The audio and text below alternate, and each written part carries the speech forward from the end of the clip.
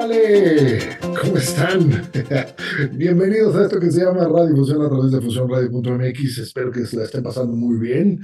En el ombligo de la semana siempre es un poquito flojo, ¿verdad? Siempre da un poquito de pesar estar a media semana después de un lunes y martes trabajoso, el miércoles que todavía no es jueves y el jueves que es un viernes chiquito, pues siempre cuesta trabajo. Pero bueno, yo espero que la estén pasando muy bien, mis queridos millennials, centennials, generación X y baby boomers. Todos los que nos escuchan, les deseo lo mejor de la vida, lo que la vida nos puede ofrecer. Ténganlo ustedes, y si es acompañados de la música de Fusión Radio y son rock and rolleros, pues qué mejor, ¿ok? Yo soy él y los acompañaré hasta las 9 de la noche, poniéndoles, como ya hemos platicado, muy buena música, pero también, de nueva cuenta, estoy muy contento porque tenemos la presencia siempre amable, inteligente, pero también contundente de alguien que se ha convertido en prácticamente de casa. A mí me encanta. eh, Porque siempre es interesante hablar de cosas interesantes. Sé que suena cacofónico inclusive, pero la realidad es de que estamos llenos de tanta superficialidad en las redes sociales sobre todo, pero también entre las charlas entre cuates, que perdemos toda esa parte de la riqueza cultural que es uno de los grandes acervos de la humanidad, ¿no? Entonces, por eso es que siempre que tengo un invitado acá en Fusión, en Radio Fusión, y más si es de la talla de alguien que se ha convertido en un referente en muchos de los aspectos culturales, filosóficos, religiosos, pues qué mejor. Tengo, si me permite Dante, ya con eso ya les dije que les saca a nosotros, si me permite Dante, pues voy a abusar virtualmente de él en el sentido de que durante esta charla vamos a sacarle sangre. Y cuando me refiero a sangre, es que podamos tomar de las mieles de su conocimiento, de lo que nos puede transmitir y nutrirnos. Acuérdense que yo lo he comentado mucho. La música ciertamente nutre, pero cuando la música es aderezada por cultura y conocimiento, nutre más, permea más en la gente, sobre todo en los jóvenes. Y esta estación, a pesar de no ser propiamente para chavitos, pues tenemos muchos muy jóvenes y por qué no llenarlos de buena música, pero también de buenos conocimientos. Mi querido Dante, ¿cómo estás, hombre? Estoy muy contento de estar aquí. Como dices, soy prácticamente casa, me siento así, me siento como en casa, estando en tu programa, en Radio Fusión, es genial. Muchas gracias, Dante. Pues para nosotros es realmente engalanarnos. Siempre se platica muy bien contigo. La realidad es de que trato de que todas las personas que están en el programa se sientan a gusto. No es la excepción, pero aparte tú te prestas mucho. Y como te lo he dicho, y quisiera retomarlo, Dante, porque eso nos va a dar paso para el tema de la entrevista. Eh, no siempre es fácil, o no para todas las personas es fácil hablar y entablar una charla con alguien cuyos esquemas mentales pueden ser tan estructurados por un lado, pero también pudieran parecerle a muchas personas tan rígidas. Pero es que la religión es así, la vida no tiene por qué ser hecha sencillita, fácil, para chabacanos. No, tenemos que hacer que la vida valga la pena. Y entonces, cuando tenemos este tipo de charlas, Dante, me gusta mucho porque podemos hablar en tonos muy cordiales, pero también tonos muy contundentes, en donde lo que es cierto y lo que es falso, y no tenemos por qué buscarle eufemismos. Por eso es que me encanta platicar contigo, Dante. Le platico a nuestros radioescuchas, y ustedes también lo saben, queridos, Fusión como estación y Radiofusión en particular es una entidad, una estación que busca la diseminación de la cultura y de la música, por supuesto. Tratamos de mantener en alguna medida los aspectos religiosos no al margen, no podríamos decir que los obviamos, pero sí tratamos de hacer una radio para inclusive los no creyentes, los agnósticos, los ateos férreos y para los creyentes también férreos. Esta ocasión me voy a permitir, porque me puedo dar esa potestad, me voy a permitir de tener un programa, sí, muy de carácter religioso, con tintes, por supuesto, teológicos, filosóficos, porque ahora, a diferencia de tener una charla más ligera, vamos a hablar del más reciente lanzamiento del libro de Dante, ¿ah? que evidentemente, y como ustedes ya lo conocen en las redes, es un apologeta de primerísimo nivel, yo me atrevería a decir que de lo mejor que encontramos en lengua hispana, ¿verdad? Pero que ha llevado a cabo toda esta transición, si le podemos llamar de una manera, desde ir de lo muy general a muy particular. Él ha insistido, y eso es muy bueno, ha insistido en sus más recientes publicaciones, sus videopodcasts, en que la apologética la ha ido decantando ahora ya de lo general a lo particular en la apologética católica. Y es ahí de donde viene el más reciente libro. Dante, platícanos un poco de qué va este libro en términos generales y vamos a ir haciendo ese análisis deductivo de lo general a lo particular, ¿te parece? Sí, con todo gusto. Efectivamente, hace poco he publicado mi libro ¿Cuál es la iglesia verdadera? El cual se puede decir que completa una trilogía apologética. Esto es en tres niveles. El primer nivel es el del teísmo filosófico, y ahí tenemos el libro que publiqué en 2016, Dios existe, ¿no? Como pregunta. El libro que todo creyente deberá y todo ateo temerá leer, es el subtítulo del mismo, ¿no? Y en ese libro se da una argumentación filosófica para demostrar la proposición de que Dios existe, sin entrar a ninguna especificación de nivel religioso. Es decir, se establece racionalmente que existe un ser subsistente con determinados atributos como omnisciencia, omnipotencia, personalidad, unidad, inmaterialidad, etcétera, ¿no?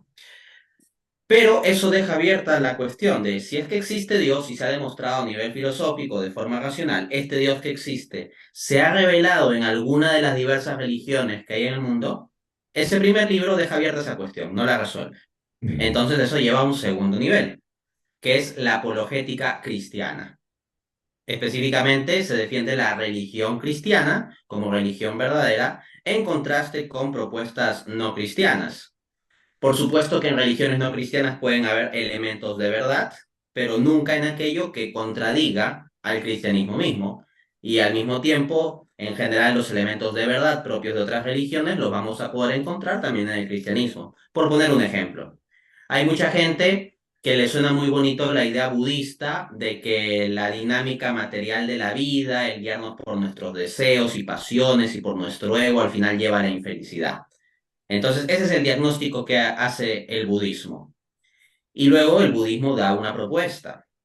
Bueno, el cristianismo va a coincidir con la premisa de que una vida abocada al ego, a las pasiones, a las necesidades, a los deseos, etcétera, va a ser una vida infeliz. Entonces, el cristianismo coincide con eso. Entonces, esa verdad que está presente en el budismo o la fe cristiana también la va a tener. Pero hay otros elementos de discrepancia en donde se va a tomar distancia, ¿no? Entonces, en la segunda fase apologética tenemos mi libro, ¿Cuál es la religión verdadera? Una demostración racional de en cuál Dios se ha revelado, sería el subtítulo, publicado en 2018. Y en ese libro, pues argumento a favor de la veracidad del cristianismo en contraste a las grandes religiones no cristianas como el Islam, el judaísmo, el budismo y el hinduismo. Pero ese libro también deja abierta una pregunta. O sea, si llegamos a la conclusión de que el cristianismo es la religión verdadera, es decir, que este Dios cuya existencia se ha demostrado filosóficamente en el primer libro y se ha encarnado históricamente en la persona de Jesucristo, tal como se argumenta con múltiple evidencia en el segundo libro, ha establecido una iglesia, pero, o alguna comunidad, o de entre las diversas comunidades que dicen basarse en él, pues tenemos la cuestión de cuál de todas ellas tiene la razón. ¿Todas tienen la razón? ¿Ninguna tiene la razón? ¿Alguna de ellas tiene la razón? Entonces son cuestiones que quedan abiertas. Si definimos que el cristianismo es la religión verdadera, queda todavía por dilucidar de entre todos los grupos o movimientos cristianos o confesiones cristianas, cuál de todas estas es la que tiene el verdadero y pleno cristianismo. De forma análoga a lo que se decía previamente sobre las religiones no cristianas, que pueden tener elementos de verdad, también se sigue que si hubiese algún grupo cristiano que tenga la visión plena y auténtica del cristianismo, en línea con Jesús, en adelante alguna que sea la Iglesia de Jesucristo, eso no excluye que en otros grupos cristianos puedan también haber elementos de verdad y de genuina espiritualidad, etc. Y eso nos lleva pues al reciente libro, que es este de aquí, el libro ¿Cuál es la iglesia verdadera? Una respuesta desde la Biblia, la historia y la razón. Y básicamente ese es el modo en que se argumenta. No es solo Biblia, ni solo desde la razón, ni solo desde la historia, sino las tres cosas. El lector va a Oh, encontrar argumentos racionales, filosóficos, de sentido común, va a encontrar cuestiones históricas, detalles sobre la patrística, o sea, los padres de la iglesia, los pensadores cristianos de los primeros siglos, Santo Tomás de Aquino, que sería el más grande de los pensadores cristianos, la discusión con los pensadores de la Reforma, Lutero, Calvino y teólogos protestantes que van a venir luego, autores contemporáneos, etcétera. Y por supuesto, mucho, mucho, mucho lo que son citas de la Biblia, ¿no? Argumentación bíblica, incluso algunos detalles sobre temas de hebreo, griego, etcétera. Pero transmitido desde un lenguaje ameno, sencillo, para que pueda ser entendible para la gran mayoría de personas. Entonces, para cerrar con esto, básicamente, este libro se divide en tres partes. La primera parte se titula Fundamentos para el análisis del catolicismo y en el capítulo 1 comienza mostrando las múltiples denominaciones cristianas que existen, poniéndolas de forma resumida para saber dónde estamos parados, por decirlo así. En el capítulo 2 aborda la cuestión de las leyendas negras de la Iglesia, o sea, asuntos como la Inquisición o el supuesto oscurantismo medieval, o que la Iglesia frenó la ciencia, o eh, que la Iglesia estaba confabulada con el nazismo y que no hizo nada, o que la iglesia se pudre en riqueza y no le importan los pobres, etcétera, ¿no? Luego, la parte 2 del libro aborda las llamadas tres vías para demostrar la veracidad del catolicismo. Son ujú. argumentos lógicos, con premisa y conclusión, que llevan a la conclusión de que el catolicismo es la religión, o perdón, la iglesia verdadera, la iglesia de Cristo. En concreto es primera vía el argumento de la unidad, segunda vía el argumento de la continuidad histórica y tercera vía el argumento del canon del Nuevo Testamento. Como tres vías para llegar a esa conclusión. Y la parte 3 se aboca a disquisiciones teológicas sobre temas que comúnmente se traen a colación como objeciones al catolicismo en términos del asunto de la Trinidad, los libros deuterocanónicos, cuestiones relacionadas con la salvación, la presencia real de Jesús en la Eucaristía, si es que hay que bautizar o no a los niños, el tema de las imágenes, cuestiones sobre los santos, la Virgen María, etc. Está genial eso, me encanta. Y bueno, tú como buen tomista, Dante, creo que emulando un poquito el estilo, has logrado este discurrir del discurso que tratas en esta trilogía de una manera que, como la expresas, me encanta y te voy a decir por qué. Porque creo que es un camino eh, elegante pero sencillo para llevar a la gente a entender por qué cree lo que cree, por qué creemos que a final de cuentas la Iglesia Católica es la Iglesia verdadera, ¿no? Porque, si me permites, intentando parafrasearte un poquito en mis propias palabras, lo que hiciste en esa trilogía fue, primero, demostrar la posibilidad de que hay un Dios. No entremos a ver a qué Dios, sino existe un ser subyacente, implícito en toda la creación. Perfecto, ok. Concluimos que sí, muy bien, vamos por buen camino. Y todo esto no es una fumada, no es un repasón, como decimos aquí en México, de marihuana, sino que es algo muy esquematizado, visto desde la fe y de la razón. Ok, perfecto. Vamos al siguiente paso. Si ya estamos de acuerdo todos que Dios es posible, de que es real, de que existe, ahora sí, ¿en cuál creemos? Nada más los puros hinduistas tienen como 1500 dioses, pero hay los puros hinduistas. Si pensamos en la totalidad de divinidades, ¿cómo podemos llegar a la conclusión de que el Dios del cristianismo o del judeocristianismo es el bueno? Perfecto, ya llegamos ahí. Estamos de acuerdo que los otros son esfuerzos filosóficos, intelectuales para tratar de explicar lo inexplicable. Está bien, ya llegamos igual a través de la razón y de la fe en que el Dios judío-cristiano es el bueno. Ok, y ahora con esto pones sal en la llaga, en donde dices, si estamos de acuerdo en que Dios existe, en que el Dios judío cristiano es el verdadero Dios que vive. ¿Cuál es la iglesia que representa esa realidad, que nos hace a Dios presente en el mundo? Y en este libro es donde decantas eso para llegar a la conclusión, igual por un análisis riguroso basado en fe, en tradición. No sé qué tanto toques la ciencia, la filosofía, el intelecto, llegas a la conclusión que si creemos en el Dios existente, en el Dios judio-cristiano, este no se puede expresar en otra parte que no sea el Dios de los católicos. Y toda la infraestructura, toda la estructura eclesial que lo sustenta. ¿Voy bien, Dante? Sí, sí, es correcto. Entendiendo, claro está, que puede haber elementos de verdad fuera, pero que donde lo podemos tener, la visión cristiana de forma plena, ¿no? Con garantía, sería en la fe católica. Ujú. Eso me encanta. Ahora, esto me lleva a otra pregunta, Dante, que me parece, puede sonar a una simplonería, yo espero que no lo sea y no te lo parezca, pero me gusta mucho hablarle a la gente que conoce mucho de esto, pero también a la gente que no conoce de nada, pero que tiene la semilla de la curiosidad, ¿ok? Y qué curiosidad más sana del saber qué es lo que existe, qué es lo que es, qué nos sustenta como seres vivientes. ¿Por qué Dante escribir hoy, publicar hoy, un libro de estos, cuando lo que reina es, lo platicamos adentro y fuera del aire, la simplonería en las redes sociales? Yo creo que si has escrito un libro de cómo ganar en Minecraft, ¿no? Como se llama esa cosa, te iría mejor en ventas, ¿no? ¿Por qué escribir esto, Dante? Te agradezco muchísimo la pregunta y el modo de enfocarlo, ¿no?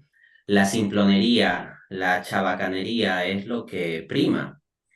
Y eso lleva a que muchas veces el mismo entorno de la apologética cristiana contemporánea se viene contaminando de eso. O sea, si hay canales de YouTube, por ejemplo, o autores o conferencistas que realizan genuinamente un trabajo serio, no tienen mucha ayuda de los algoritmos del Internet que se prestan más al sensacionalismo, ¿no? Utilizar adjetivos, miniaturas de pues carácter llamativo o incluso grotesco o insultante atrae muchos más clics, ¿no? Que realizar algo de modo serio.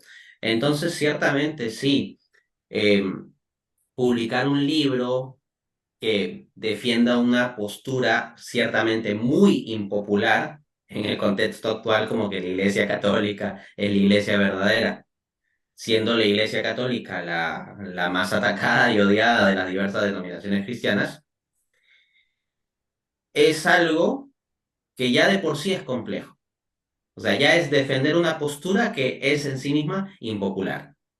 Pero si a eso le agregamos que se está haciendo eso en un contexto de redes sociales donde prima la simplonería y la chabacanería, nos vamos a encontrar con que muchas veces va a haber personas que van a pretender desdeñar la argumentación de uno o un libro entero que ha escrito uno o simplemente basándose en burlas, en simplificaciones, en memes, etcétera.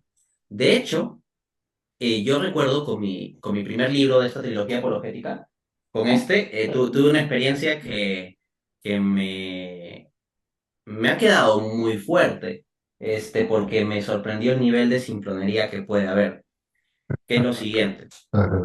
Yo paseando por internet, ¿no? Ahí en Facebook, eventualmente me encontré un comentario de una persona que decía o sea, estaba en una discusión en comentarios de Facebook y a la persona le hacen referencia a mi libro. Y dicen, debería leer ese libro, ¿no? Y dice, no, no, no tiene sentido leer ese libro porque ya vi que lo refutaron en un meme. Entonces, Qué barbaridad, es hombre. tremendo. Y yo llegué a leer ese comentario, ¿no? O sea, ni se sabía que yo fuera a leerlo o algo así, ¿no? Pero sí me dejó como muy marcado, no en el sentido personal mío, sino en el sentido diagnóstico social de decir, ¿cómo es posible que haya personas reales? O sea, no estamos en un programa de bromas así en que la gente está actuando, no, sino personas reales que pueden desdeñar un libro entero porque supuestamente un meme lo refutó. O sea, tenemos un libro de más de Claro. 200 páginas y es Sí. refutado por un meme, ¿no? Entonces, claro, yo sé que me arriesgo al publicar esto y por supuesto que habría otras vías para obtener más alcance, visitas, dinero o popularidad. De este modo, lo que yo me he encontrado es que cuando inicia esta fase apologética católica con la publicación de este libro y debates asociados y conferencias asociadas a este tema de catolicismo, la cantidad de ataque que me ha venido, inclusive a nivel personal, ha crecido mucho, mucho. Y esto me llama la atención también porque me he encontrado no solo con que la cantidad de ataques, sino la cualidad, o sea, ciertas formas que usan para atacar ha subido con respecto a cuando yo hacía apologética contra el ateísmo. O sea, me he encontrado de algunos llamados cristianos que realizan un conjunto de burlas o difamaciones o ataques que yo no me había encontrado ni siquiera de parte de ateos, ¿no? Ujú. Es que en nuestra América Latina hay que entender que, o en general en habla hispana, que el porcentaje de ateos es relativamente pequeño. O sea, hay una buena cantidad de agnósticos, pero es porque en el fondo no les interesa el asunto y por una situación como dicen, ah, soy agnóstico. Pero de ateos que estén comprometidos, digamos, con refutar a los creyentes así de forma específica y meterse en esas discusiones en redes sociales, es un porcentaje pequeño, ¿no? Luego, se sigue que cuando yo hago mi fase apologética ateísta no va a haber mucho problema. Pero ya cuando entro a la fase apologética cristiana no era bueno, ahí como va a defender algo más específico como la religión cristiana, le va a venir mucho más ataque. Pero la verdad que no, porque defiendo la religión cristiana en un contexto habla hispana donde la gran mayoría de la población es cristiana, de diversos grupos o denominaciones, pero la gran mayoría es cristiana. Y vamos, o sea, ¿cuántos budistas, hindús, judíos o musulmanes hay en habla hispana? O sea, es poco, ¿no? Ujú. Pero ya cuando entro a publicar este libro de defensa del catolicismo, pues tenemos un contexto en que la población cristiana en conjunto está bastante dividida en un gran bloque católico, pero también en un bloque que ha venido creciendo mucho de diversas denominaciones protestantes, ¿no? Entonces, la razón por la cual yo escribo y publico este libro es porque yo mismo, viniendo del ateísmo, descubrí este regalo de la fe cristiana católica. La maravilla que implica la fe cristiana católica completa, que yo lo suelo expresar con la frase todo Cristo. En lugar de Ujú. la idea reformada protestante de solo Cristo, yo le Ujú. pongo la visión católica de todo Cristo. O Ujú. sea, Cristo con su iglesia, Cristo con su Madre Santísima, Cristo con su voz autoritativa en su iglesia a lo largo de la historia, que es el magisterio. Cristo reflejado en sus santos. Cristo con su presencia real en la Eucaristía. Entonces, ese paquete completo que es el todo Cristo que hallo en la fe católica, no solo como una teoría, sino como una práctica y vivencia, es un regalo que quisiera yo compartir con todos. Y Dios pone en mi corazón el querer compartir eso. Y Dios me ha dado también las herramientas intelectuales para poder compartir y defender eso. Entonces, siguiendo la lógica de la parábola de los talentos de Mateo capítulo 25, yo no puedo coger estos talentos y ocultarlos. O sea, ver todas estas cosas que he descubierto sobre la fe católica viniendo yo desde el ateísmo, pero me convierto al final en católico luego de un proceso de búsqueda, y guardármelo simplemente. Entonces, yo quiero que todo el mundo pueda tener acceso a esta información para llegar a este regalo. Y ese es el motivo por el cual Ujú. realizo apologética católica y en el marco de eso el libro. Por supuesto que esto me implica muchos problemas, pero no es un cálculo humano el que me lleva a esto, sino un compromiso con Dios y con el prójimo. Claro, puedo ver que mucho de lo que te mueve, como lo acabas de expresar, pues es una ansiedad de retribución de ese gran regalo, como cuando te pasa algo espectacular y quieres compartir tu alegría y quieres inclusive compartir ese algo tan grande que te sobrepasa, que va más allá de tus fuerzas, de lo que puedes soportar en cuanto a alegría y decir, miren, aquí está, ¿no? Eso es muy bonito y creo que es a lo que deberíamos estar llamados todos en todos los ámbitos de la vida humana, siempre que hablamos de lo correcto, por supuesto, ¿no? Esas cosas tan grandes que nos pasan que es difícil que nos la guardemos. Y me puedo imaginar, Dante, que eso apenas empieza, porque Sí, los protestantes, digamos, que pudieron llegar a aplaudir en algún momento cuando le tundías a algún musulmán o a algún ateo o algún agnóstico, son los mismos que te abuchean ahora cuando ya defiendes la realidad de la transubstanciación, por ejemplo, ¿no? Entonces, claro. es la eterna historia del cómo tienes una gran capacidad de hacerte enemigos gratis, donde nadie les llama, pero ahí están esperando, ¿no? Eh, Sí, no, es curioso el doble estándar, ¿no? O sea, alguno podría pretender ridiculizar este asunto diciendo que lo que yo espero es que automáticamente, porque digo algo apologética católica o publico un libro de apologética católica, lo que yo espero es que automáticamente todos los protestantes estén de acuerdo conmigo al segundo siguiente y todo el mundo me alabe y todos digan, sí, sí, estamos 100% de acuerdo. No, esa no es mi expectativa. Lo que yo estoy señalando, ¿cómo? La incoherencia es que por exactamente las mismas cosas que antes me señalaban de forma positiva cuando debatía contra ateos o contra religiones no cristianas, etcétera, por exactamente esas mismas cosas, cuando las aplico respecto al protestantismo, ahí sí, está muy mal, muy mal. Por poner algunos ejemplos. En los debates, una técnica que yo suelo aplicar es informarme de las palabras de mis rivales y dentro de los contextos de debate utilizar declaraciones previas de mis rivales para confrontarlos. Entonces, había el caso de cristianos que cuando yo contra algún antitrinitario le saqué una cita de su propio libro durante un debate o cuando debatía contra ateos y, por ejemplo, Arbaiz, un ateo con el que debatí, ¿no? Le sacaba una cita de su propio blog o cosas así, decían, ah, bravo, Dante, saca citas de sus rivales, qué bien, etcétera. En cambio ahora, si yo en un debate con un protestante saco citas de sus declaraciones, o sea, dicen, qué malvado Dante, que eso no está en debate, o sea, ¿qué importan las declaraciones ah, pasadas, no? O cosas como, ah, no, esa cita está fuera de contexto. sí. O sea, la persona ni ha leído el libro, nada de eso, pero yo termino de citar y dicen, no, es que esa cita está fuera de contexto. Entonces es curioso cómo también se me elevaba mi precisión de citar, ¿no? Ah, sí, él lo cita y lo refuta a los ateos con las citas o no sé cuántos, etcétera, ¿no? Entonces es como que se asumía que mis citas estaban en contexto, que yo hacía citas en contexto, que no eran tomadas de mala forma. Pero ahora me encuentro con que termino de hacer una cita y la persona ni siquiera es que ayudó a verificar el libro en cuestión, etcétera, pero ya están poniendo en un chat en vivo, por ejemplo, ah, eso está fuera de contexto, está fuera de contexto. Entonces, hay ese tipo de dobles estándar, ¿no? O por ejemplo, si soy frontal contra el ateísmo o contra el Islam o contra las visiones antitrinitarias o contra liberales.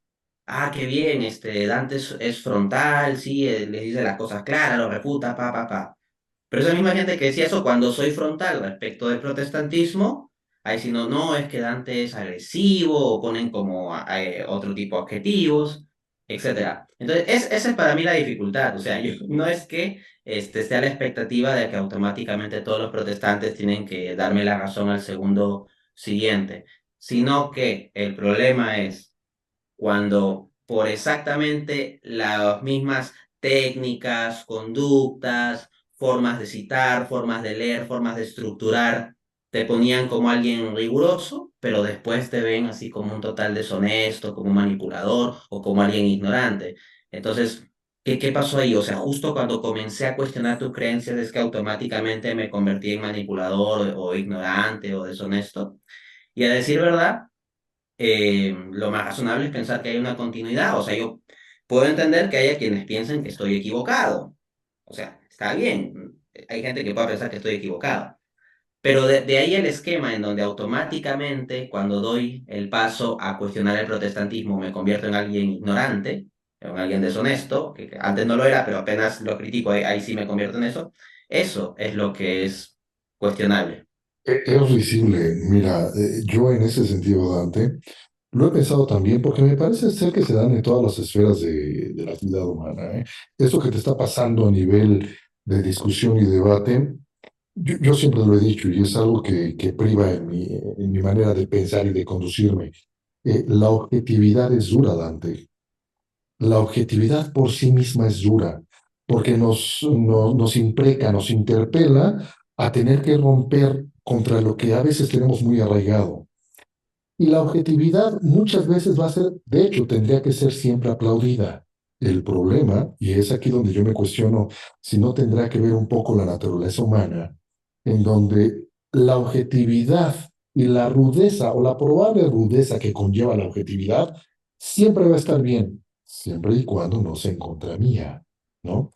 En ese momento pierde toda objetividad, ¿no? Pierdes toda la objetividad. Si la objetividad está bien, pero en los demás, ganes objetividad.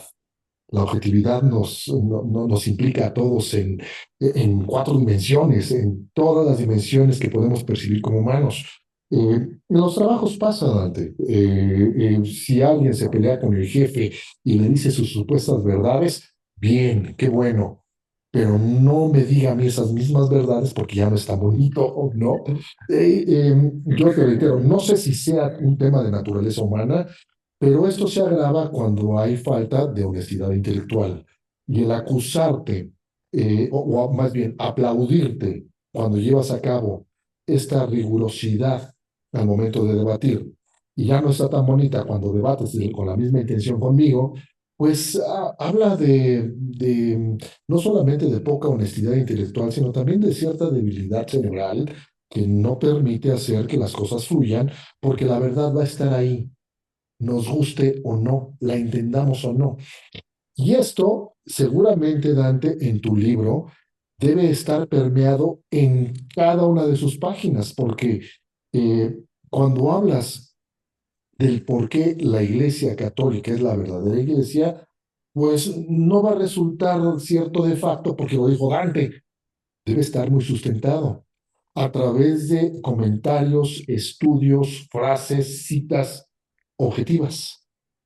Eso le ha de arder muchísimo a nuestros queridísimos hermanos protestantes, seguramente, ¿no?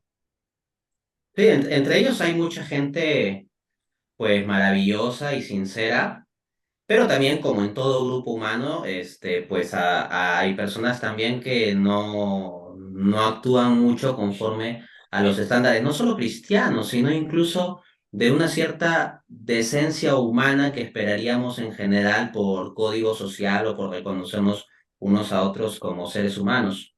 Por ejemplo, en mi presente fase apologética católica, ya en las últimas semanas se me ha reportado dos veces temas de cuentas falsas creadas con mi nombre para, pues, quién sabe qué, ¿no? Y eso no me había sucedido antes, ¿no? Entonces, claro, yo me encuentro un poco ese tipo de sesgo y también me he encontrado comentarios o la gente me envía comentarios que encuentra por ahí de que como que yo soy muy riguroso y sistemático en todo y muy razonable, menos en esto. Por Mm, ejemplo, me he encontrado con el musulmán, el presidente de la Asociación Islámica de Sufismo en el Perú, Nureddin Cueva, que me felicitó por mi debate contra el ateo Luis Arbaiza. Me escribió en correo electrónico y me dijo, te felicito, es muy racional la forma en que has defendido la existencia de Dios, ta, ta, ta.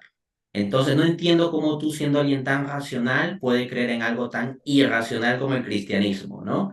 Y eh, bueno, ahí lo reté un debate porque como tiene unos créditos institucionales interesantes, es el presidente de la Asociación Islámica que subimos en el Perú, mm, cumplía requisitos como para un debate y se dio el debate. Quien quiera verlo está en YouTube, Cristianismo versus Islam, ¿cuál es la religión verdadera? Pero es como que era muy estructurado, muy racional, pero justo en el asunto del Islam es ahí donde ya yo era irracional, ¿no? También me he encontrado personas que dicen, Dante cuando habla de todos los temas teológicos, filosóficos, es un genio. Está mm, todo perfecto, bien, pero cuando habla de economía es ahí donde falla. Entonces, ¿quiénes dicen eso normalmente? Los liberales. Como yo critico mucho el liberalismo, eh, entonces pasan a decir que cuando hablo de economía es en donde soy un ignorante, donde no sé. De verdad, encuentro ese tipo de comentario que es muy irónico porque yo no tengo un título formal de filósofo o de teólogo. sino mi título es de economista. Y de hecho yo tengo el grado de doctor en economía, o sea, me he especializado en eso, publico en revistas especializadas, etcétera. Pero hay liberales que van a pasar a decir como que yo soy muy racional en todo, pero justo en la parte de economía no, porque como critico el liberalismo, ¿no? O hay Bueno. gente que dice al revés, ¿no? O sea, Dante es excelente economista, qué riguroso, qué buena su crítica al liberalismo, etcétera, pero cuando habla de religión, ahí pierde toda racionalidad, está recontra mal, etcétera. Incluso hay los llamados sedevacantistas que dicen Dante está muy bien cuando hace su crítica al protestantismo, la defensa de la Iglesia Católica en general, pero con el tema del Concilio Vaticano II ahí sí está mal. Entonces es que yo me vuelvo totalmente irracional y pierdo toda rigurosidad, curiosamente, justo en el área que coincide con el punto en que la persona que escribe discrepa conmigo. O sea, en todas las áreas sí, soy racional, sistemático, estructurado, voy en las citas, pero justo en el área donde choco con alguien, ahí es donde estoy recontra mal y pierdo rigurosidad y todo eso. Mira, te reitero, yo no sé si existía naturaleza humana y así estamos hechos. En todo caso, creo que en este como en otros campos no nos resta más que pues voltear a ver a esa persona con cierto desdén y tal vez ni siquiera desgastar una sola neurona en tratar de discutir este tipo de cosas, ¿no? Porque es vano. La verdad es que como soy una maravilla en todo, pero en esto en particular no sirvo para nada. No, es raro. Aunque es cierto, fíjate que, y lo he platicado, he tenido oportunidad de platicarlo con varias personas, como dentro de la sana práctica de todos estos temas intelectuales, sí ciertamente vale la pena el hecho de poder identificar, en este caso en particular, emulando lo que comentas ahorita, cómo sí es importante perfilar a la persona en tanto a sus habilidades, no ficticias, sino las demostradas, ¿no? Mucho se ha escuchado, ahorita que decías esto, por ejemplo, a Steve Hawking, ¿no? Y uno de sus cuates, el coautor, creo, de uno de sus libros, decía, cuando Hawking tuvo la puntada de hablar de que el universo se crea a sí mismo y cosas por el estilo, pues su cuate, que no me acuerdo del nombre, no le restó más que decir, miren, a Stephen, escúchenlo como astrónomo, como astrofísico.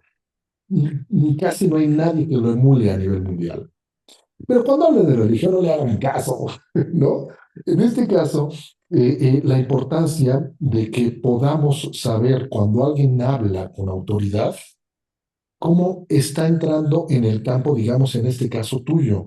Eh, Tienes razón y es paradójico. Tú siendo economista, doctorado en economía, seas acusado de debilidad de conocimientos en economía, cuando en todo caso, como bien lo indicas, al no tener un título formal de filósofo, pues es donde podría alguien decir, pues mira, en filosofía está medio cojeando, pero no, es raro, Dante, Sí, ¿no? sí, es muy curioso. Y en todo caso, lo que habría que ver son los argumentos, ¿no? Por ejemplo, si alguien dice que Stephen Hawking habla tonterías sobre el tema religioso, pues fácil es decirlo, pero específicamente habría que mostrar en qué. Y yo creo que se puede mostrar, y de hecho tengo conferencias enteras cuestionando a Hawking, etcétera, ¿no? Es decir, los títulos profesionales, por supuesto, que nos dan una referencia y un filtro porque nosotros no podemos estar escuchando a todas las personas todo el tiempo, ¿no?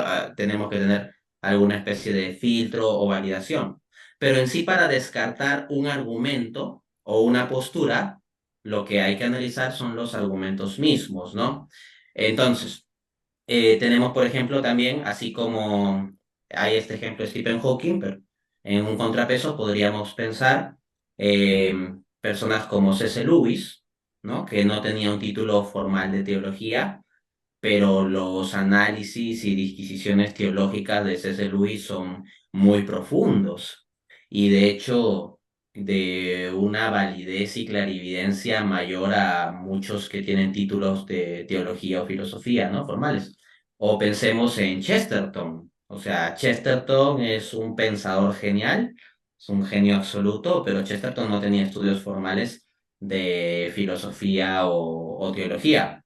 Pero claro está, es un autor que se había posicionado con sus libros. Entonces, acá no estamos hablando tampoco de eh, cualquier advenedizo que simplemente porque hay que escuchar a todo el mundo hay que escucharlo. No, o sea, Chesterton se había ganado un lugar en las tribunas filosóficas y teológicas, aunque él no tenga títulos, por la fuerza misma de su pensamiento, por la fuerza misma de su discurso, y en tanto sus libros eran apreciados y valorados incluso por especialistas en el campo.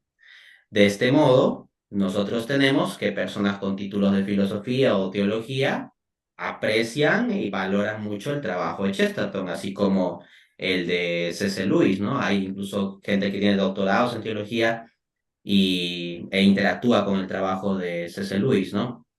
En mi caso, pues, asimismo yo he tenido oportunidad de presentar mis libros o dar conferencias en espacios, pues, académicos de estas áreas, tanto de filosofía como teología, ¿no? Facultades de filosofía, facultades de teología. Mi primer libro de la trilogía lo presenté en la Facultad de Teología Pontificia y Civil de Lima, junto con el rector de dicha facultad, que es doctor en teología. Entonces, este, ciertamente no tengo un título formal al respecto, pero sí me he podido mover un poco en el círculo, digamos, intelectual de las instancias más o menos formales de estas áreas, ¿no?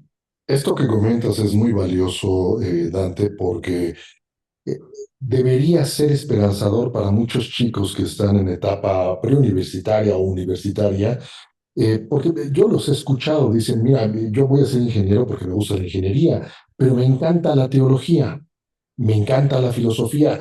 Pues no tengo no tengo el tiempo porque pues, quiero ser ingeniero o quiero ser químico o X. Siempre se puede. Y tú que has dado clases, yo que he tenido oportunidad de dar clases, insisto con mis chicos, la universidad, la carrera es el preámbulo perfecto para crear nuevos enlaces neuronales para que podamos después hacer con ello lo que se nos antoje, siempre que sea por la recta razón, ¿no? Entonces, ¿quieres ser veterinario? Está excelente.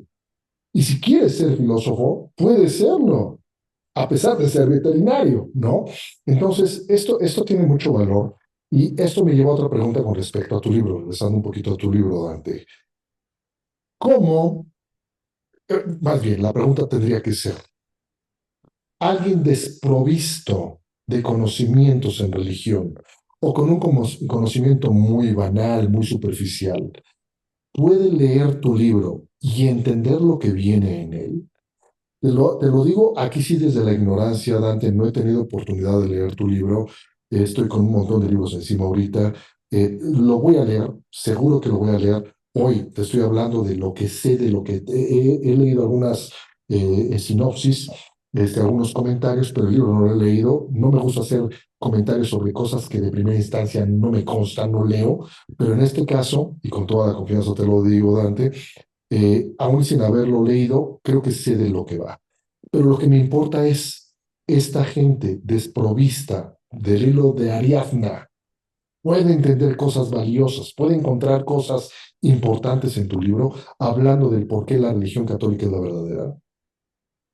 Sí, el libro tiene una descripción oficial, o sea, te podría responder con la descripción oficial misma del libro que aparece en la página de Amazon y justamente se resalta ese detalle, ¿no? Mira, aquí dice la descripción. Un amplio y profundo análisis que demuestra bíblica, histórica y racionalmente que la Iglesia Católica es la Iglesia de Jesucristo y refuta las principales objeciones de ortodoxos, protestantes, testigos de Jehová, mormones y adventistas, dando respuesta a los más relevantes críticos del catolicismo: Martín Lutero, Juan Calvino, William Whitaker, Eric Svensen, Norman Geisler, James White, Kate Mattinson, Kenneth Collins, etc. Entonces, lo primero es que el libro busca brindar contenido de nivel intelectual. Entonces, no es que el libro pretende simplemente interactuar con objeciones simplonas y dar respuestas simplonas. No, el libro busca ir a nivel con los autores más relevantes y representativos que objetan el catolicismo.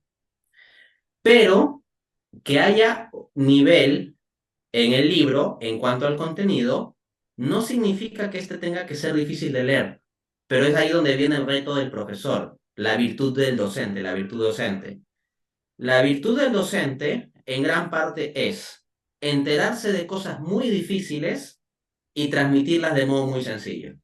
Por ejemplo, yo trabajo en el área académica de la economía como profesor universitario y yo, uno de los cursos que dicto, y de hecho se me suele conocer como el profesor de ese curso sobre todo, es el curso de econometría, que es el curso normalmente reconocido como el más difícil de la carrera de economía, es como el curso al que se le tiene miedo, es un curso que se ve normalmente en sexto, séptimo ciclo de la carrera.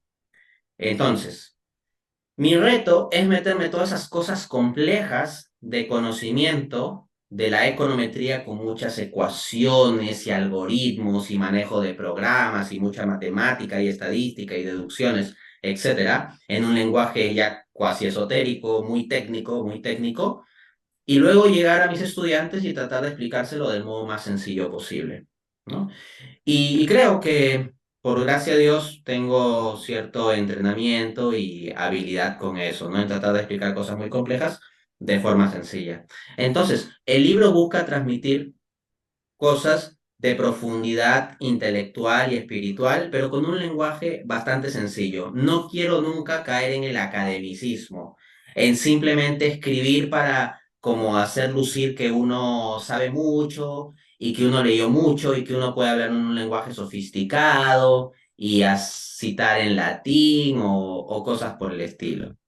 No, lo que a mí más me interesa es que el lector entienda, porque si yo estoy escribiendo por amor, porque quiero que ese regalo llegue. Por lo tanto, si yo hiciese un libro muy tecnificado, academicista, no se cumpliría ese estándar, ¿no? Y por eso en la misma descripción del libro, en un párrafo subsiguiente, dice, este libro aborda múltiples cuestiones como la unidad de la iglesia, las diversas denominaciones cristianas, la, las leyendas negras de la iglesia, ¿no? Desde lo que hablábamos de esto de los nazis, la Inquisición, etcétera. La Trinidad, el canon bíblico, la salvación, el purgatorio, las imágenes, la intercesión de los santos, el bautismo infante, la Eucaristía, los dogmas marianos, etcétera. Todos estos tópicos se explican con un lenguaje ameno y sencillo, pero al mismo tiempo con rigor y con múltiples citas de la Biblia, los padres de la Iglesia y fuentes académicas. Entonces, esa es, por decirlo así, la promesa del libro. Explicar de forma rigurosa asuntos intelectual y espiritualmente profundos, tratando de interactuar con las objeciones más intelectualmente interesantes, pero con un lenguaje ameno y sencillo. Desde esa perspectiva, yo diría que prácticamente toda persona con interés en la cuestión religiosa puede entender el libro en su gran mayoría, ¿no? Por supuesto que siempre habrá algún detalle que se le pueda escapar, pero eso puede pasar con prácticamente cualquier libro que aborde una cuestión intelectual. Y si dijésemos que si no entiendo el 100%, entonces ya no leo nada, con esa lógica no leeríamos casi ningún libro intelectual, ¿no? Para Ujú. cerrar, quisiera hacer referencia a un comentario que alguien dejó en la página de Amazon, donde dice lo siguiente, ¿no? El 1 de mayo de 2023 es una comentarista de España. Dice cuando abordo los tópicos, ¿no? Del libro, los diversos temas, dice. Además, en todos ellos, y especialmente en este, en referencia a mis libros anteriores en comparación con este, me parece ver que el autor tiene continuamente presente el bien del lector y no su lucimiento, lo cual es de agradecer. Entonces, esa es la idea, ese es el espíritu con el cual yo he querido escribir el libro, pensar constantemente en el lector, llegar al lector, poder transmitirle este regalo. Yo podría hacer un lucimiento de términos complicados y mostrarme como muy intelectual y academicista y todo eso. Perfectamente puedo hacerlo, pero no es lo que Cristo quisiera. Claro, ¿no? Y eso, parafraseando a esta persona que comentó tu libro, es algo que se tiene que agradecer, porque documentos académicos, documentos complejos, creo que tenemos suficientes, y están hechos ciertamente, pues, para gente con otro tipo de inquietudes más doctas, tal vez. Pero si somos coherentes con la realidad, pues la gran masa que deambulamos en las calles, no conocemos mucho, nos decimos católicos o nos decimos creyentes, con apenas conocimiento de lo que practicamos, y con el pleno conocimiento del por qué practicamos lo que practicamos, ¿no?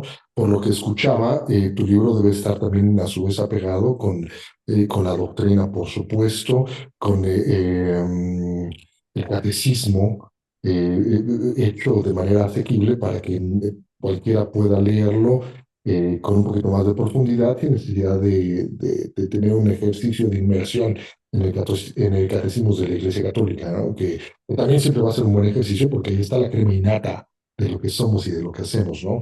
Eso está muy bien, la verdad es que es muy bueno, Dante. Y esto me llevaría, se nos está yendo rapidísimo, mira, ni siquiera mandar canciones. Mira, para concluir con esto de tu libro, que le deseamos un gran éxito. Me comentaban mis hijos que tienen entendido que es número uno en esta temática en lengua hispana en Amazon. Te soy sincero, yo les creo, pero no sé, ellos me lo platicaron así. Oye, el libro de Dante está número uno. Ah, pues qué padre, qué buena onda, ¿no? Eh, la gente que se acerque a tu libro y que encuentre no solamente algo que le llene el intelecto, sino que le llene el corazón y que contemplara el convertirse al catolicismo. Esto tú ya lo has vivido, es un proceso, no es un proceso sencillo, es factible, por supuesto, pero no siempre es fácil de que una sola lectura te pueda convertir. Es un Mm. proceso largo a veces, pero si fuera el caso y alguien se sintiera iluminado por una luz de esas que cegan al estilo de San Pablo, eh, y encontrar en tu libro esa beta, ¿a qué nos invita ese libro cuando nos hace por lo menos pensar, ups, y si Dante tuviera razón, más allá de Dante, lo que expresa Dante en su libro fuera cierto, ¿qué tengo que hacer? ¿Qué le dirías a ese posible lector, Dante? Me gusta ese punto, ¿no? O sea, es más allá de yo. O sea, más allá de si hay gente que le gusta cómo debato o no le gusta, o mis lentes, o mi tono de voz, o lo que sea. Al final de cuentas, claro, lo que importa es el contenido. Y más allá de si yo a alguien le caigo bien o le caigo mal, en el libro se plantean ciertas cuestiones. Hay unos puntos que quedan bien establecidos y por lo tanto una persona sincera tiene que frente a esos puntos decir, bueno. ¿Y qué hago con esto? O sea, ignorarlo o diciendo, ah, es que si eso ya está refutado en un meme porque alguien hizo un meme o porque alguien escribió un artículo de, no sé, 5 páginas haciendo una crítica o porque salió haciendo un videíto criticando el libro, no refuta automáticamente el libro, sino lo que hay que hacer es pensar en las cuestiones en serio. Y si hay unos puntos que como mínimo suenan razonables, tal vez la persona no está convencida, porque como bien se dice, esto es un proceso, pero si alguien se encuentra con que hay ciertos puntos que son razonables y dignos de considerar, si ama a Cristo, debe recordar que Cristo dijo, yo soy la verdad. Entonces, si se encuentra que hay la posibilidad de que la verdad esté allí, lo que dicha persona tiene que hacer por amor a Cristo mismo es resolver bien el asunto. No puede quedarse en medias tintas. O sea, uno tiene que ir a plenitud. Y sobre esta posibilidad entonces de que, por ejemplo, un protestante, que es el escenario más probable de un no católico que lea el libro, ¿no? Porque en nuestra habla hispana, la gran mayoría de personas no católicas, o sea, confiesan algún tipo de fe protestante. Frente a la posibilidad de que un protestante, leyendo el libro, eventualmente tome la decisión o el camino de convertirse al catolicismo, ¿a qué lo llamaría? A la experiencia más plena de la fe. Ya no del solo Cristo, en un sentido individualista, reduccionista, sino la experiencia del todo Cristo, del paquete completo.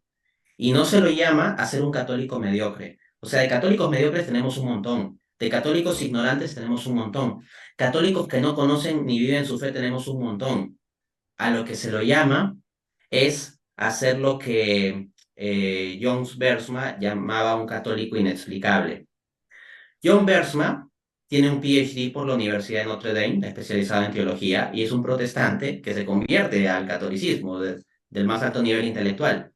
Y él explica esto del católico inexplicable en los términos siguientes. Un católico inexplicable es aquel que cuando un no católico lo ve, ese no católico no debe ser capaz de explicar el catolicismo a esta persona por falta de interés en la religión. Debe encontrar que se trata de alguien muy interesado en el asunto religioso. Al mismo tiempo, no debe poder explicarse su catolicismo por ignorancia. O sea, sino que tiene que ser un católico tal que se vea que conoce muy bien su fe, que conoce la Biblia, que conoce la historia, que conoce la patrística, etcétera.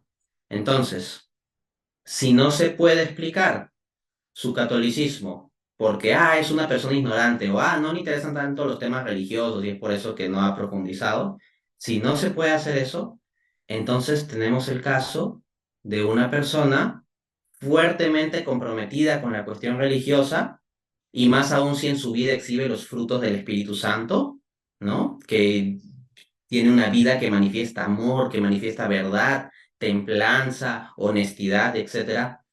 Y si al mismo tiempo es de buen nivel intelectual, entonces eso lo convierte en lo que John Bergman llamaba un católico inexplicable. ¿Por qué inexplicable? Porque deja sin explicación a la persona no católica que lo ve, a menos que se admita que el catolicismo es verdad y que hay una fuerza de verdad interna en esa persona. Ese es el católico inexplicable. Entonces yo llamaría a las personas que eventualmente leyendo el libro o dándole vuelta a las cuestiones que el libro pues deja ahí para que uno analice, que se conviertan en católicos inexplicables. Al respecto, digo en la página 236 de la obra. Es cierto que en general el protestante promedio suele estar por encima en experiencia y conocimiento de Cristo que el católico promedio, es decir, el mal católico. Pero aquí no te estoy llamando a ser el católico promedio. ¿Quieres saber qué es realmente vivir la verdad y la esencia del catolicismo? Mira a los santos. Son ellos los que la Iglesia ha puesto oficialmente como modelos de lo que es ser católico. Así que conoce sus vidas en lugar de definir el ser católico solo en función de los malos católicos que conoces. Por tanto, a lo que Cristo te llama en su iglesia es a ser santo. Precisamente en la iglesia católica necesitamos mucho de esos buenos protestantes que, hechos católicos, hagan crecer con compromiso y entusiasmo la vivencia y la santidad. No te voy a decir que la iglesia no tiene problemas, los tiene. Y es por eso que necesitamos a gente como tú dentro de la iglesia, no fuera de ella. Más adelante apunto.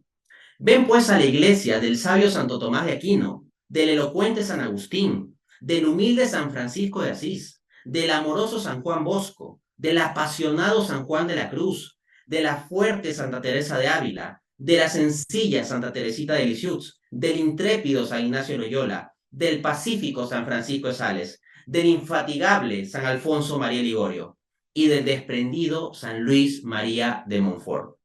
Esos son los modelos de católicos y esa lista a la que queremos sumar tu nombre, no a la de los católicos mediocres.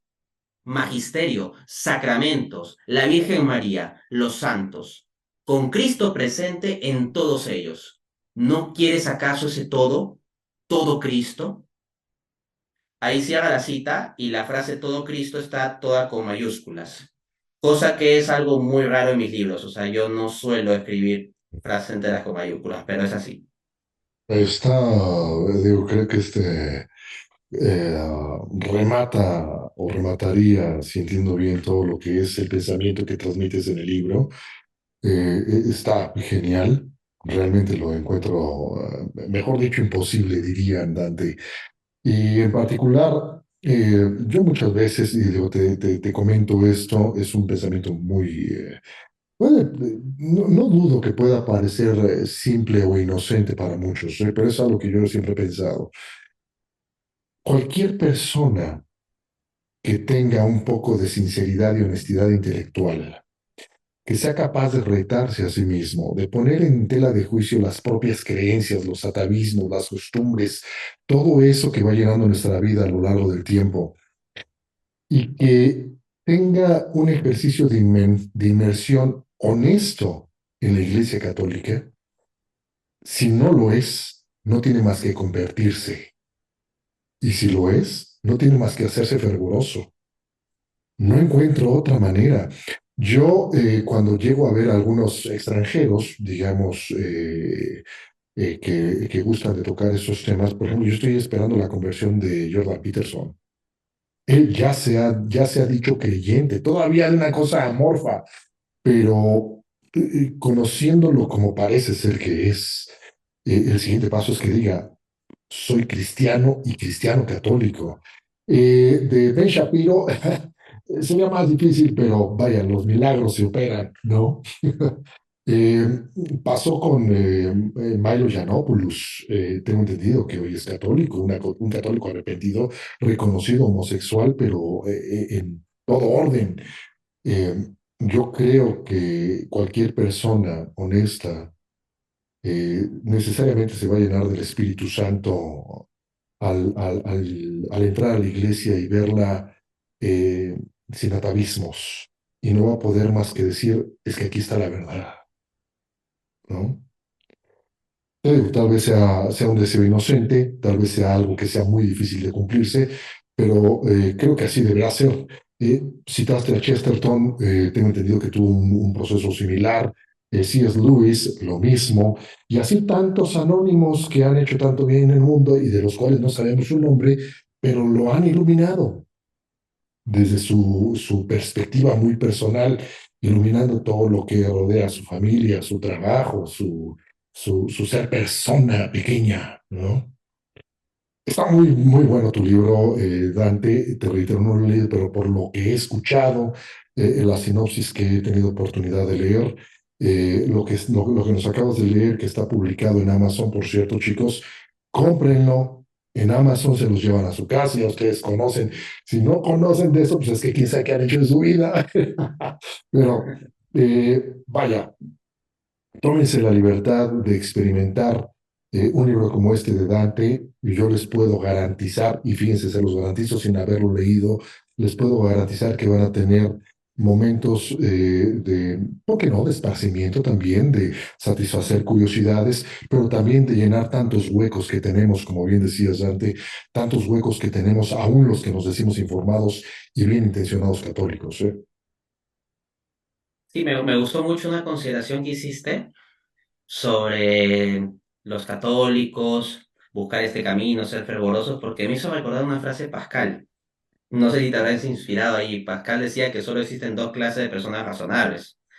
Aquellos que buscan a Dios de todo corazón porque no lo conocen y aquellos que le sirven de corazón porque lo conocen. Y este libro de apologética católica que he escrito, en cierto modo, también está dirigido a los católicos. Y no solo para que aprendan a defender con mejores herramientas su fe frente a las objeciones. No, no es simplemente eso de darles herramientas para que discutan, ¿no? Sino el libro quiere también reavivar la fe de estas personas. De este modo, claro, veo esta noción como que el que no sea católico, razonablemente, tenga que llegar al camino de plantearse ser católico y comenzar a recorrer ese camino. Quiero que mi libro contribuya a eso. Y a su vez el que es católico, vea la necesidad de ser un católico fervoroso. Por ejemplo, yo no me puedo imaginar cómo alguien puede ser católico, creer por lo tanto en la presencia real de Jesús en la Eucaristía y no darle centralidad absoluta en su vida a eso. O sea, si tenemos a Dios encarnado, a quien adoramos presente en el sacramento del altar, y no le damos importancia a eso, pues no se me ocurre. O sea, yo podría entender que no le dé importancia a alguien que no cree eso, pero alguien que cree eso y que no le dé la mayor importancia, sí me es inexplicable. Claro. Lamentablemente, los seres humanos muchas veces caemos en estos detalles inexplicables, pero siempre disponemos de la gracia de Dios que nos empuja, nos levanta, aunque caigamos mil veces, y nos atrae hacia sí. Y es interesante el hecho de que sepamos que este proceso existe, Dante, porque también puedo imaginar que hay muchas personas que pueden desesperar en el decir es que quiero ser mejor, pero no puedo. Siempre se puede, simplemente no, a veces no es tan rápido, ¿no? Ujú. Los niveles de conocimiento a los que vamos accediendo a través del estudio, de la contemplación de lo divino, de la propia inmersión en el centro de uno mismo, el poder castigar el propio ego, todo esto que se dice muy fácil, ahorita yo lo dije en 15 segundos, pero hacerlo lleva toda una vida. Hay conversiones como las de San Agustín o las de San Pablo, y hay otras conversiones que llevan años y años y años y se pueden dar en el anochecer de la vida de las personas. Lo interesante es saber que eso existe. Y ya para finalizar con esto, Dante, precisamente ahora que se llevó a cabo el tema del Congreso de Satánicos en Boston, en los Estados Unidos, precisamente un padre que lo encuentras en YouTube, seguramente lo has visto, es más, no sé si tienes alguna colaboración con él, el padre Byron, ecuatoriano, lanzó un comentario que me encantó porque fue fuerte, contundente y más cuando viene de un sacerdote. Y resultó ese comentario, lo voy a decir como lo sentí, un escupitajo a la cara de todos los que pudiendo hacer algo no lo hacemos. Y no lo hacemos por tibieza, porque él hace esa reflexión. Todos esos satanismos nos echan en cara nuestra falta de caridad, nuestra falta de contundencia, estoy parafraseándolo, ¿eh? Nuestra falta de contundencia al ser católicos. Es decir, ellos no son malos, como entendamos la maldad, porque se les ocurrió un día dijeron, hoy amanecí con ganas de ser satánico. No, hay un proceso social, hay un proceso mental, e inclusive, ¿por qué no decirlo, religioso, en donde no han encontrado asideros para decir, ¿por qué voy a ir a eso si tengo toda esta riqueza acá? Ahí deberíamos sentirnos todos, todos indignados de que esos existan, porque nos echan a la cara. ¿Qué mal hemos hecho en no hacer nada? Sí, cuando, por ejemplo, Santa Catalina de Siena veía todos los males de la iglesia en su tiempo, ella decía, por mis pecados. En el sentido de que nuestras incoherencias llevan a que avance el mal. Si nosotros fuéramos mucho más coherentes, el mal no avanzaría tanto como lo hace. Y nótese que esto lo dice una santa, y lo dice de forma sincera. Pero si una santa dice esto de verdad de forma sincera, ¿con cuánta más razón no deberíamos decirlo nosotros? Claro que sucede que ella tiene una iluminación que le permite ver más claramente, así como en una habitación donde entra la luz se ve más claramente el polvo. Muchos de nosotros tenemos mucho, mucho más polvo, y no es que un cocodrilo metido en la habitación, pero como no entra la Este, luz, no nos damos cuenta y convivimos con eso y con varios alrededores en la habitación de nuestra alma, ¿no? Pero ciertamente, como decía este filósofo Edmund Burke, si el mal avanza en el mundo es porque los hombres buenos no hacen nada. Y hacer algo no es simplemente entrar a una lucha cuerpo a cuerpo contra el mal. Hacer algo es también ser un buen padre de familia, ser un buen católico, alguien que trate bien a los demás, alguien que conozca su fe, la ame y la difunda, alguien que busque ser coherente con su fe, alguien que viva bien su trabajo, su ministerio o cualquier labor que tenga. Eso es hacer el bien, iluminar todas las realidades desde Cristo. Y en la medida en que no hacemos eso, pues es natural que haya espacio para las sombras. O sea, simplemente las sombras avanzan porque hay ausencia de luz, nada más. Pero en la medida en que haya luz, las sombras se disipan. De esa perspectiva, yo quiero tratar de contribuir desde este libro y desde lo que yo puedo hacer con mi persona, con mi vida, a tratar de expandir la luz. Por supuesto que yo por mí mismo no tengo luz, sino es Cristo, ¿no? Y para eso, pues también es un proceso largo en el cual Cristo tiene que ir disipando todas las sombras que hayan dentro de mí. Así que si algo encuentran de sombra, bueno, eso es sombra mía, y lo que haya de luz es lo que en su misericordia pone Cristo. y así estamos hechos, Dante. Tenemos luces y sombras. Tenemos que aprender a vivir con ellas, sabiendo que tendremos que vencer en algún momento más temprano que tarde esas sombras. Pero mientras eso sucede, tenemos que hacer lo mejor que está a nuestro alcance. El Espíritu Santo sopla donde quiere. Y cuando viene de santos, trae su carga fuerte, pero cuando viene de gente de a pie común y corriente, como podríamos considerarnos nosotros, también trae una carga. Dostoyevsky era un ferviente creyente de eso y decía, el pecado de todos es mi pecado.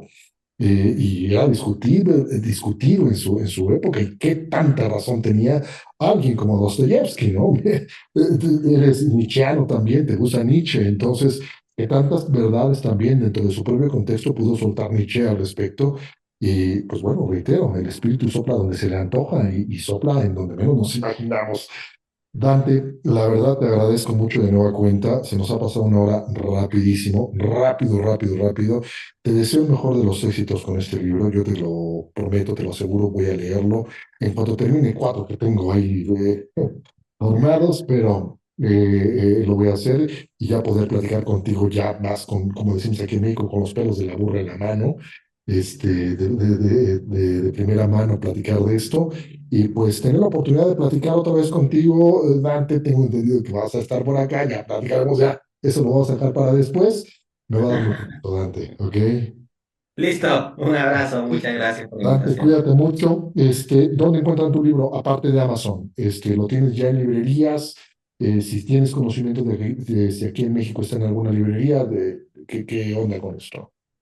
No, en el caso de México se distribuye por el sistema de Amazon MX, o sea, hay un Ujú, Amazon específico en México, ujú, porque los costos de envío de Amazon.com son más altos por el envío postal, pero en el caso de Amazon MX, que entran directo ahí, amazon.com.mx, ponen Dante Urbina y salen disponibles los libros, no solo en físico, sino también en virtual.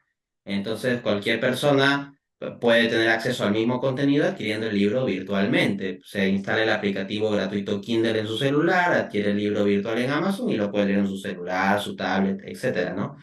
Asimismo, yo dispongo de ejemplares del libro, pero eso es para los casos en que doy conferencias presenciales en Lima, Perú, ¿no? Que es donde resido. ok, muy bien. Tenemos muchos escuchas en Lima, bueno, en Perú en general. Entonces, cuando tengas oportunidad y vais a tener conferencias, por favor, háganmelo saber. Con mucho gusto lo posteamos en las redes sociales de Fusión Radio. Y pues vamos, vamos adelante. Dante, muchas gracias. Cuídate mucho. Sigue disfrutando de tus pequeños, tu pequeñín. Ya lo hemos visto también en las redes. Está muy bonito. Dale un beso. Listo, gracias.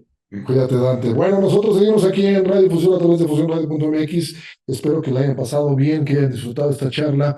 Sé que se quedan con ganas de más, pero ni modo, se aguantan. Vamos a tener que esperar por a otra oportunidad para poder platicar con Dante mientras compren su libro.